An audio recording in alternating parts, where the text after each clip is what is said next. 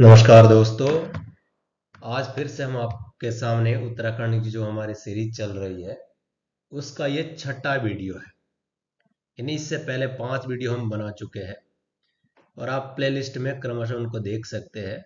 तो ये आपको एक एक जो चीज़ हम क्लियर कर रहे हैं है ना, उसका आप देख सकते हैं। एक एक वीडियो के अंदर हमने एक एक टॉपिक लिया है। आप चाहे तो इसको देख सकते हैं। तो क्रमशः प्रारंभ करते हैं। तो उत्तराखंड का राज्य पक्षी के बारे में। तो उत्तराखंड का राज्य पक्षी क्या है? तो मोनाल है ना। जैसे कि अब जब आप सब जानते हैं तो क्या है उत्तराखंड का राज्य पक्षी? मोनाल। इसके बारे में हम आज चर्चा करेंगे। तो क्रमशः सबसे पहला जो क्वेश्चन बनता है वो क्या बनता है? मोनाल को हिमालय का मयूर भी कहा जाता है। क्यों कहा जाता है? क्योंकि मयूर, ये जो मोनाल है ये मयूर जैसा देखने को मिलता है। तो हिमालय में वो जो हमारे क्या नाम है, पर्वतीय क्षेत्रों में जो एक मोर की तरह जो पक्षी दिखता है उसको क्या कहते हैं उत्तराखंड में? उत्तराखंड का जो राज्य पक्षी है उसको वहां पे क्या कहते हैं, क्या नाम दिया जाता है? तो उत्तराखंड का मयूर उसको कहा जाता है। सबसे पहला क्वेश्चन आपका ये पेपरों में बन सकता है कि हिमालय का मयूर किसे कहा जाता है? तो मोनाल को। और दूसरा है इसी से संबंधित, इसका वैज्ञानिक नाम क्या है? तो आप देख सकते हैं यहाँ पे दोस्तों लिखा हुआ है। तो इससे जो मोनाल है इसका वैज्ञानिक नाम क्या है? तो इसको कहते हैं लो लोफोफोरस इम्पिजेनस। अर्थात इसका जो इस मोनाल का वैज्ञानिक नाम क्या हुआ? लोफोफोरस इम्पिजेनस। अर्थात अगर आपके प्रश्न पेपरों में ये इस तरह से प्रश्न पूछता है तो आप इसका सीधा सीधा सा आंसर यहाँ से देख सकते हैं। तो नेक्स्ट टॉपिक जो है क्रमशः आज हम इसके बारे में चर्चा करेंगे। तो नेक्स्ट टॉपिक है किस देश का राष्ट्रीय पक्षी मोनाल है? तो ये भी यहाँ पे प्रश्न आपसे पूछ सकते हैं। तो किस देश का है राष्ट्रीय पक्षी? तो नेपाल का। आप यहाँ पे देख सकते हैं। अर्थात किस देश का राष्ट्रीय पक्षी मोनाल है, जो कि उत्तराखंड का राज्य पक्षी है, वो किस देश का राष्ट्रीय पक्षी है? नेपाल का। तो आप देख सकते हैं यहाँ से भी आपका प्रश्न एक बन सकता है। दूसरा है जो इन मोनाल है ये किस परिवार की किस परिवार से संबंधित रखता है? तो आप देख सकते हैं यहाँ पे तीसरा जो क्वेश्चन बनता है तो इसी मोनाल से जो प्रश्न बन सकता है वो तो डफिया नामक जो एक पक्षियों की जाति है, यानी जो परिवार है उस परिवार का ये क्या है? सदस्य है। तो यहाँ पे भी आपका प्रश्न बन सकता है कि जो मोनाल है तो किस परिवार का सदस्य है, पक्षियों में किस परिवार से ये संबंधित रखता है? तो आप सीधा सीधा सा यहाँ पे प्रश्न बना सकते हैं। तो डफिया नामक परिवार से ये संबंधित रखता है। कौन? मोनाल। दूसरा है मोनाल को स्थानीय भाषा में क्या कहा जाता है? ये भी प्रश्न बहुत ज्यादा देखने को मिलता है। या फिर इस तरह से प्रश्न बन सकता है मुन्याल किन स्थानीय भाषा में किसको कहा जाता है? अर्थात मुन्याल किसे कहा जाता है? ये भी प्रश्न आपके पेपर में बन सकता है। अर्थात मुन्याल अर्थात मुनाल किसे कहा जाए, किस स्थानीय भाषा में इसका जो नाम है, ओरिजिनल नाम क्या है? तो मोनाल। लेकिन स्थानीय भाषा में इसे क्या कहते हैं? मुन्याल या फिर मुनाल। तो किसको मुन्याल और मुन्याल कहा जाता है? तो मोनाल को, जो हमारा उत्तराखंड राज्य का जो राज्य पक्षी है। इसको क्या कहा जाता है? स्थानीय भाषा में जो वहाँ की लोकल लैंग्वेज है उसमें क्या कहा जाता है? मुन्याल या फिर मुनाल। ओके दोस्तों। फिर नेक्स्ट इससे संबंधित है, मोनाल से ही संबंधित हम प्रश्न आज करेंगे, हम चर्चा करेंगे इसी विषय में। तो ये जो मोनाल की ऊंचाई है कहाँ पे पाया जाता है? तो मोनाल की ऊंचाई कितनी ऊंचाई पर पाए जाते हैं पक्षी? सब जगह तो नहीं हो सकता है। तो 2500 से 5000 मीटर की जो ऊंचाई हो हिमालय क्षेत्रों में वहां पर ही ये पक्षी पाया जाता है। अर्थात ये जो पक्षी है तो कहाँ पे पाया जाता है? जहां पे समुद्र तल से 2500 से 5000 की जो ऊंचाई है, मीटर की जो ऊंचाई है, वहां पे इस पक्षी को देखा जा सकता है या फिर पाया जाता है।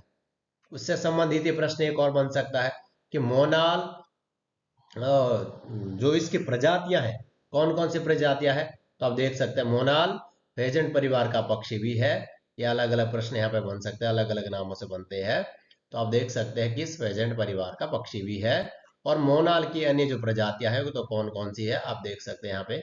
जो अन्य 4 प्रजातियां हैं तो कौन कौन सी है?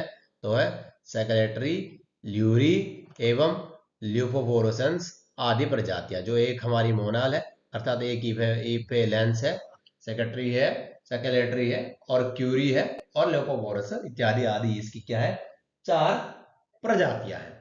मुख्य इसकी जो प्रजातियां हैं तो कौन कौन सी है, यहाँ पे आप देख सकते हैं, इफेलेंस, सेकेलेटरी, क्यूरी और ल्यूरी अर्थात और ल्यूकोपोरोसन्स, अर्थात ये इसकी मुख्य इस मोनाल की 4 प्रजातियां हैं।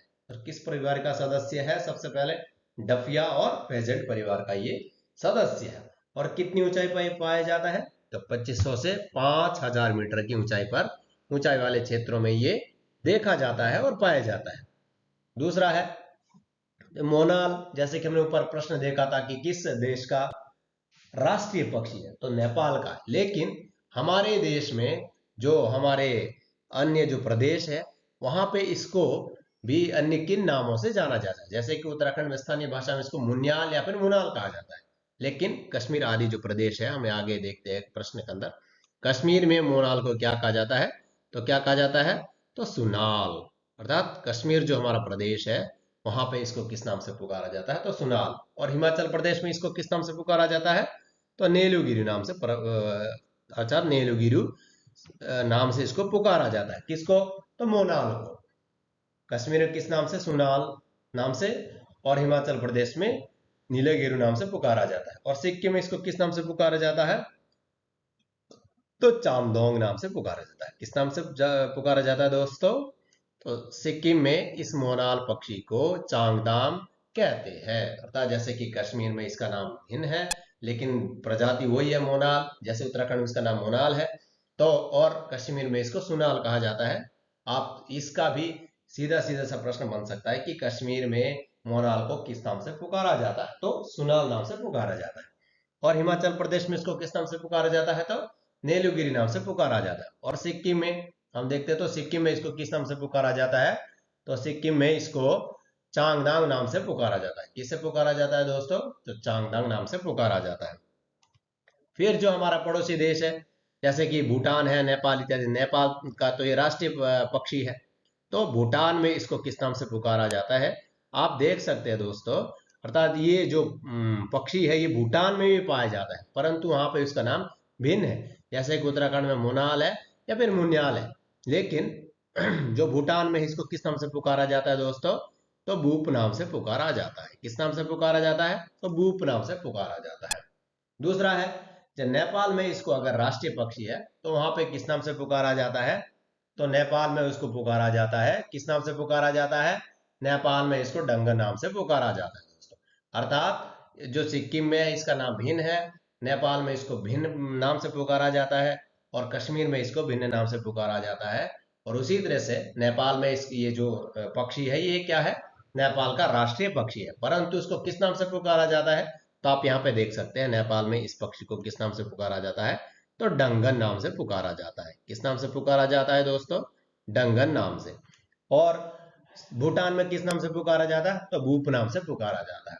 तो यहाँ से आपके कितने प्रश्न बन सकते हैं दोस्तों, जितने भी आपके प्रश्न बन सकते हैं वो हम यहाँ पे हाईलाइट आपको करते हुए दिखा रहे हैं और उसमें जो हाईलाइटर के थ्रू आपको भी दिखाने का प्रयास कर रहे हैं।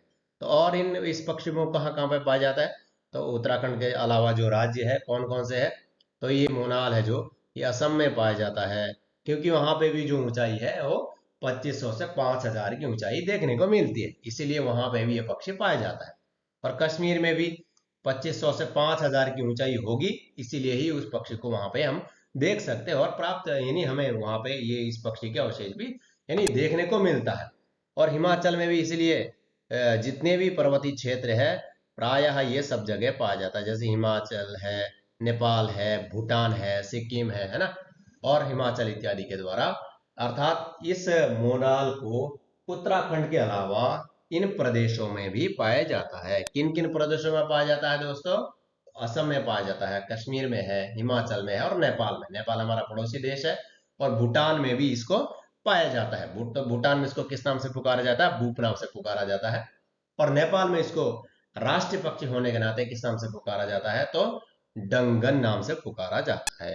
तो इस स्लाइड का हमने अंदर दोस्तों देखा, नेक्स्ट स्लाइड में चलते हैं। तो इस मोनाल की विशेषता क्या है, क्यों ही उत्तराखंड सरकार ने इसको राज्य पक्षी घोषित किया, तो आप देख सकते हैं यहाँ पे जो हाइडिंग आपको ऊपर लिखी हुई है। तो इस मोनाल अर्थात मोनाल को उत्तराखंड सरकार ने ही क्यों इसको राज्य पक्षी माना। तो इसकी क्या विशेषता है आप देख सकते हैं, क्या क्या विशेषता इसकी हो सकती है।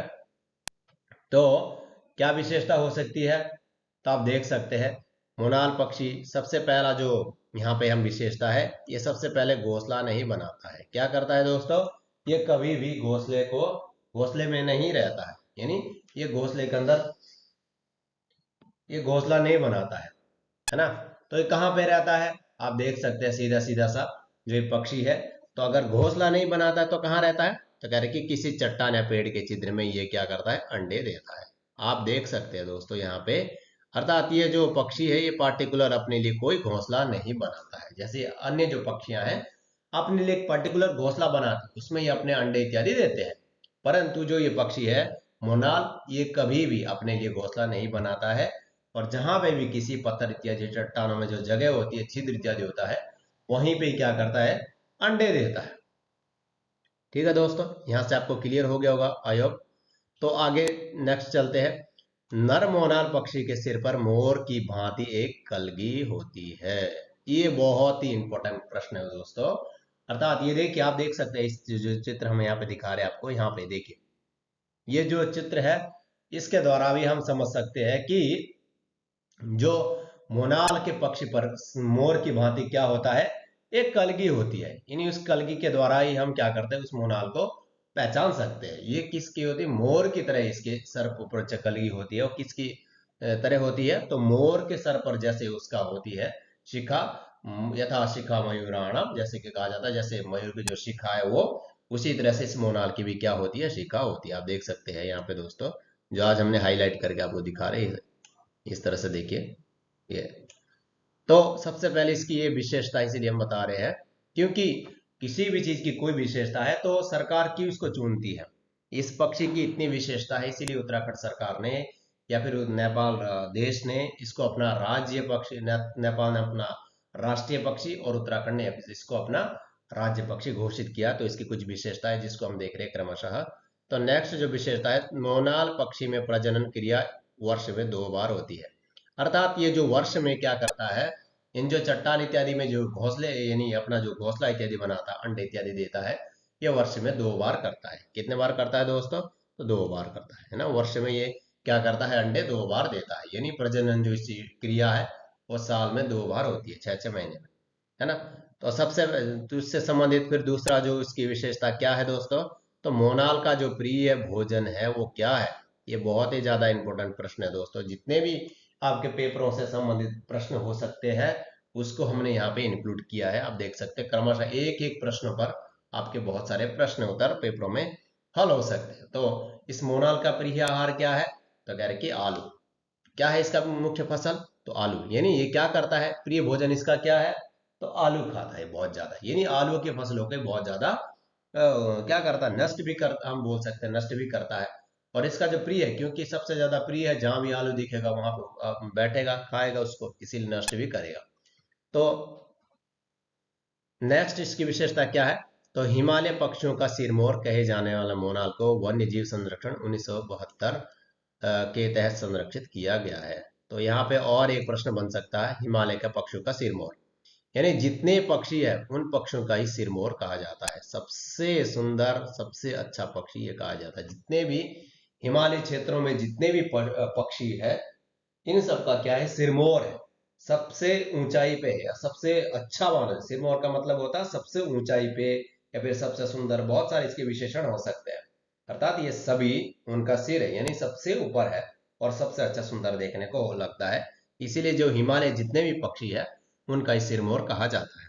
तो सिरमौर कहा जाता है इसीलिए ही जो वन्य जीव संरक्षण है उस संस्था के द्वारा इसको अधिनियम, वन्य संरक्षण अधिनियम के तहत 1972 में इसको संरक्षित घोषित किया। संरक्षित घोषित किया मतलब अगर इसको कोई भी हानि पहुंचाता है तो उसके विरुद्ध जो दंड संहिता के जो नियम है वो लग सकते हैं। इसीलिए इसको बचाना है और इसको जितनी भी हो सके इसको ज्यादा से ज्यादा क्या करना है, इसका संरक्षण करना है। तो जो नियम है वन्य जीव संरक्षण का अधिनियम 1972, उसके तहत इसको क्या किया, संरक्षित किया गया। ये सिरमौर है पक्षियों का, जितने हिमालय जो पक्षी हमारा उसका सिरमौर कहा जाने वाला ये मोनाल है।